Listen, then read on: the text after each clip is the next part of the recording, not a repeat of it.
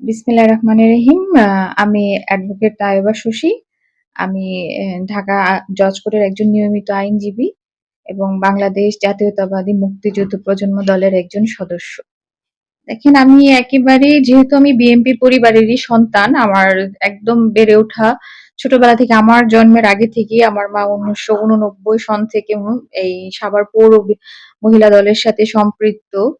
তো আমি জন্মের পর থেকেই বিএনপি পরিবারেরই সদস্য এবং বর্তমান ২০১৮ সাল থেকে আম্মু কেন্দ্রীয় কমিটিতে যাওয়ার পর এর মাঝখানে আমার একদম স্কুল জীবন থেকে আমি বিভিন্ন সময় বিভিন্ন এই দলীয় কার্যক্রমের সাথে জড়িত ছিলাম।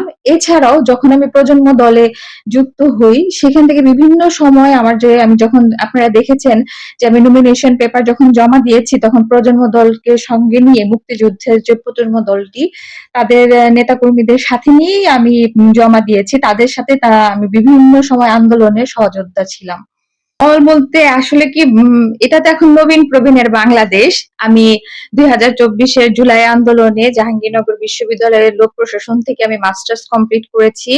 সেখান থেকেও আমি এই জুলাই আন্দোলনে অংশগ্রহণ করেছি এবং আপনারা দেখেছেন এখন আমার ফেসবুকে সেই স্ট্যাটাস গুলো আছে, যার কারণে আমার বাড়ি ভাঙচুর করেছে। এবং তখন আমি বিভিন্নভাবে ফ্রি আইনি সহায়তা দলীয় নেতাকর্মীদের এবং এই ছাত্র জনতার যে আন্দোলন ছিল, সেই আন্দোলনে যারা হামলার শিকার হয়েছে, তাদেরকে আমি বিভিন্ন সময়ে আর্থিক এবং আইনি সহায়তা দিয়েছি। তো সেই জন্য আসলে আমি যেহেতু নবীন, অনেকেই সাড়া দিচ্ছে, সাড়া না দিলে, আমাকে সাহস না দিলে, তাহলে তো আমি আজকে আর এই ফর্মটি নেওয়ার মতো সাহস পোষণ করতাম। দেখেন, আমি ইতিমধ্যে বলেছি, আল্লাহ তাআলা যদি আমারকে সেই সৌভাগ্য দেয়, আমি যদি পার্লামেন্টে যেতে পারি, আপনিও দেখবেন যে আমি নিজেও সাইবার বুলিং এর শিকার। এবং আমাদের যারা নারী নেত্রী, বিশেষ করে যারা নবীন, তারা সাইবার যে বুলিং, এটার শিকার বেশি হয়ে থাকে। আমি সর্বপ্রথম এই জায়গায় কাজ করব, এখনো করছি। তখন আমার কাজের প্রসারিতটা অনেক বাড়বে এবং আমি জানি না আমার এই ভিডিও আজকে দেখবে কিনা। তো আমি সেই সাথে প্রধানমন্ত্রীর কাছেও আমি দৃষ্টি আকর্ষণ করছি যে আমাদের যে নবীন যারা, বিশেষ করে নারী যারা নেতৃত্বে আসতে চায়, যারা দলীয় কার্যক্রমে অংশগ্রহণ করতে চায়, তাদের এই যে সাইবার যে বুলিং, এই যে মিথ্যাচার, এই যে হ্যারাসমেন্ট, মানসিক যে কষ্ট, এটার থেকে যাতে মুক্তি পায় এবং সহজলভ্য যে যারা এর পিছনে আছে, তাদের যাতে শাস্তি সুনিশ্চিত হয়, সেই পিছনে সে কাজ করবে এবং আমিও পার্লামেন্টে এই বিষয়টি সর্বপ্রথম দেব। এছাড়া আপনারা জানেন, আমার মা ৪, ৫, ৬ নং ওয়ার্ডের দীর্ঘ ১৫ বছর যাবৎ কাউন্সিলর আছে।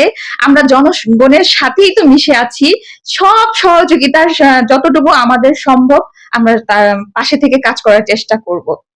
আপনারা দেখতে পেরেছেন, আসলে আমরা সাভার পৌরবাসী, বিশেষ করে ৪, ৫, ৬ নং ওয়ার্ডের বাসিন্দা, তাদের কাছে আমরা আজীবন কৃতজ্ঞ। তারা ১৫ বছর এর দুর্দিনে দুঃসময়ে আমাদেরকে যেভাবে আগলে রেখেছে তাদের মমতার ছায়াতলে, এর জন্য আসলে আমি সেখান থেকেই শক্তি এবং সাহসটা পাই।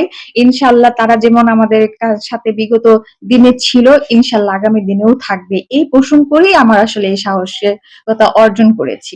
ধন্যবাদ।